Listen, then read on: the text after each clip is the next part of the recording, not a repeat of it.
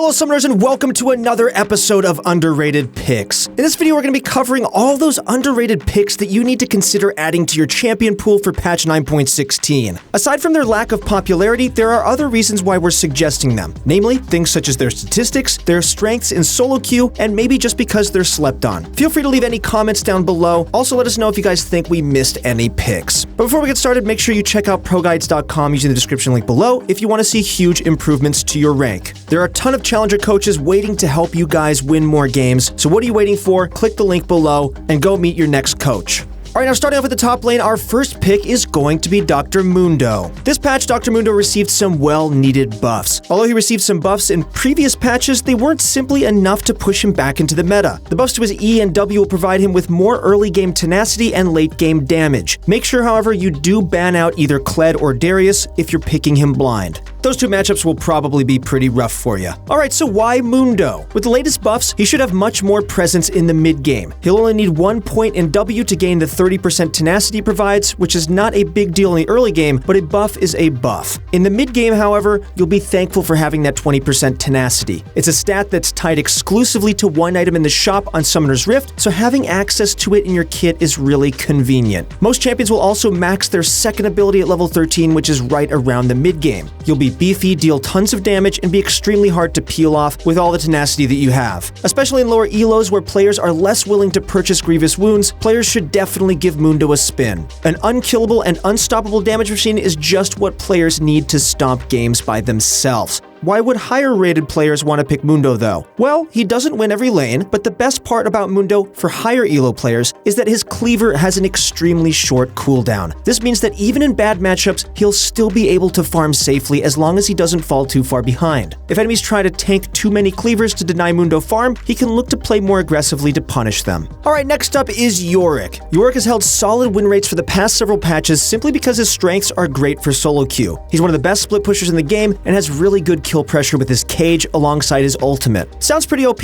and honestly, he would be. The only issue is that some meta top laners like Jax and Kled have favorable matchups into him. It's not like they're unplayable though, especially outside of elite levels of play. Players may not know how to properly abuse Yorick in the early game. Against non-meta champions, he's definitely a great pick because of how much map pressure he can create. That's honestly it. He takes turrets so fast, it's ridiculous. It can be extremely frustrating to play versus a Yorick who keeps splitting non-stop, and a lot of players, even in high elo, can't effectively stop split pushers once they get ahead. So pick up Yorick for some free low. Alright, now let's move on to the jungle. Our first jungle pick is going to be Talia. Statistics are definitely on her side, but that's not the main reason why we're choosing her. Talia is a great jungle pick because of her map pressure with her ultimate. It's kind of like having a Twisted Fate who's jungling. You never know which lane she's suddenly going to pop up behind and gank. She's definitely not the easiest champion though, so make sure to try her out in some normal games first. Another reason why she's a great pick is her E, Unraveled Earth. It acts as a stop sign for opponents trying to chase her down. Certain champions like Lee Sin and Jarvan are extremely trigger happy when it comes to jumping in. There are several other champions who you'll find outside of the jungle who follow these same patterns of aggression, and Talia is a great champion to punish these picks. Talia is also strong in solo queue because she can snowball leads effectively with her global map presence. She's equipped with excellent burst and sustained damage. Her only issue is that her ultimate doesn't do any damage and she's extremely fragile when her E and W are on cooldown. One thing that isn't an issue is her damage though. Even though we just mentioned her ultimate doesn't provide her any damage, her Q is on such a short cooldown that it doesn't even matter. She deals great consistent damage alongside her burst, and honestly, who doesn't like having some extra damage in their pocket?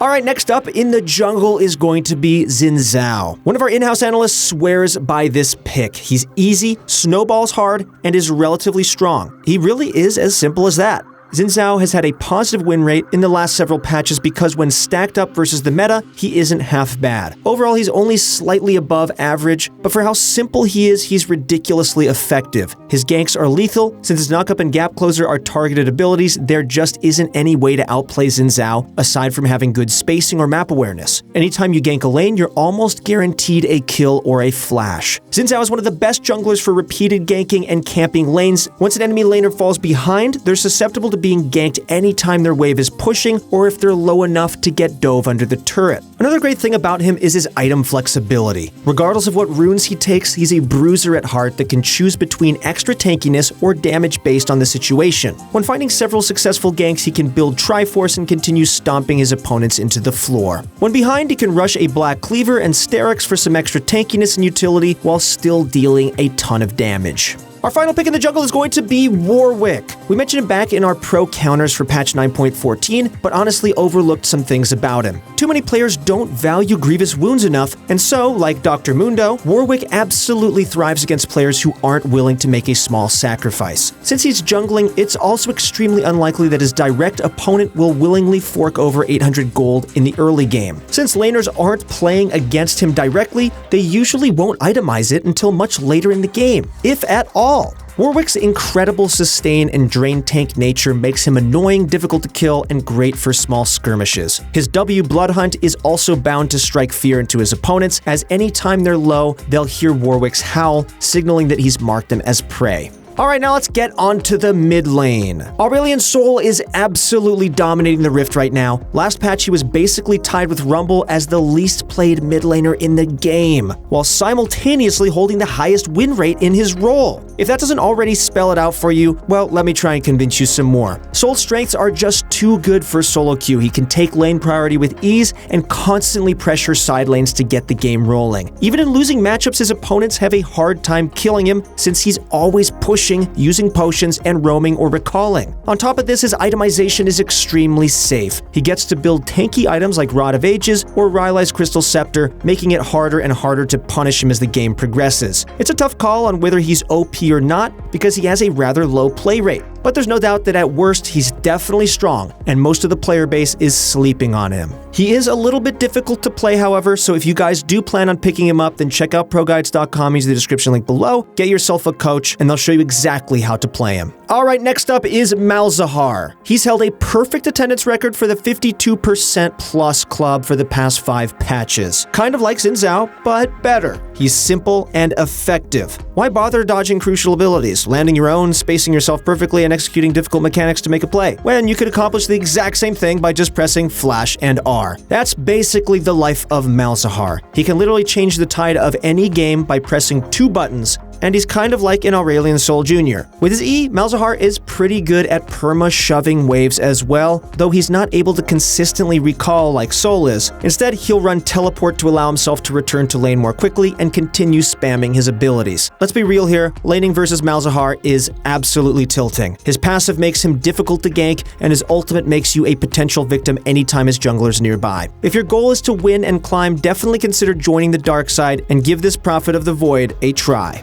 Alright, next up we have Kog'Maw. Kog'Maw, oddly enough, has been finding success in the games he's been played in. At the very least, he wins a lot more often than he loses versus many popular picks like Kai'Sa, Ezreal, and Caitlyn. Kog'Maw's range and hyperscaling are what he is known for, but he's surprisingly not bad at laning either. His biggest issue stems from how fragile and easy he is to gank. The only defensive ability he has is his slow, which can be pretty underwhelming when 5 people are putting everything on the line to make sure he can't ever stand up again. With the bonus range he receives upon activating his W, Kog'Maw is able to poke opponents away from the farm they want. The best windows for his opponents to trade are when Kog'Maw's W is on cooldown, but as Kog'Maw, you can sit back and play safe until it comes back up. When running lethal tempo, his armor shred, slow, and damage steroid makes him stronger than most people would believe, not only for sustained damage, but also all-ins as well. When playing Kog'Maw, you can play to farm and punish mistakes. You likely don't want to play proactively aside from occasionally poking or if your support initiates. Instead, you want to exclusively poke and punish your opponents when they get impatient and play too aggressively. If they play passively, you get to farm for free, which is definitely a win for you. Last time we mentioned Miss Fortune was several patches ago, but we're giving her another shout out. She's an extremely strong laner versus champions with low range and is also an excellent team fighter because of her ultimate. With the increasing value of Grievous Wounds, she can use Executioner's Calling very effectively, spreading it in an AoE cone when she uses bullet time. Especially with aggressive support, she's going to thrive because of her strength in both short, bursty trades and all-ins. She doesn't fare too well versus champions with long range or Sivir. Luckily, Sivir was nerfed this patch, so she should fare a little bit better when playing against one. One other thing MF has going for her this patch is the Biscuit nerf. With less sustain in the bot lane, she'll have an easier time finding solo kills, so make sure to watch out for opportunities where she'd fit your team comp.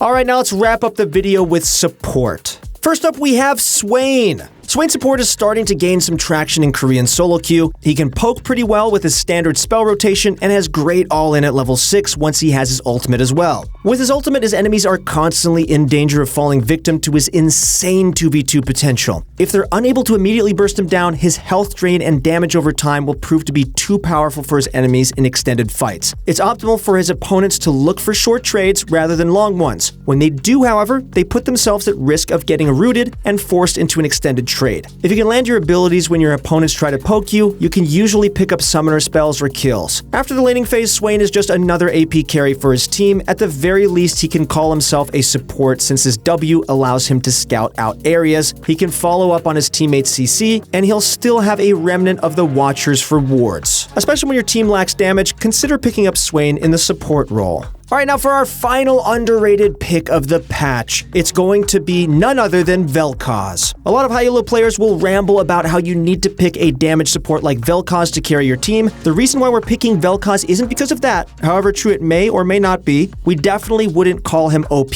but he definitely can be in a skilled player's hands. Instead, the reason why we did pick him is because Morellonomicon is a core item in his build. The amount of healing in this game can be pretty overwhelming, so having a champion who can effectively apply grievous wounds is honestly a saving grace. Vel'Koz's ultimate is perfect for this, since he's able to apply the debuff to several enemies from a safe distance. Secondary strengths of Vel'Koz are things most people already know. He's able to poke his opponents and play as a secondary or primary AP damage threat. Regardless, make sure to pick him versus teams with a lot of healing and abuse his synergy with Morellonomicon. Versus aggressive supports, make sure to play carefully and not get caught out. Vel'Koz is pretty squishy, so make sure to maintain distance and also consider running barrier in dangerous matchups. Alright, that concludes this episode of Underrated Picks. Thank you guys so much for watching. If you guys want to see more content like this, then please click the subscribe button. And if you guys are interested in getting a challenger coach right now, then click ProGuides.com and start winning more games today. That's it for the video. Thank you guys so much for watching. Good luck in your next few games, and we'll see you on the Rift.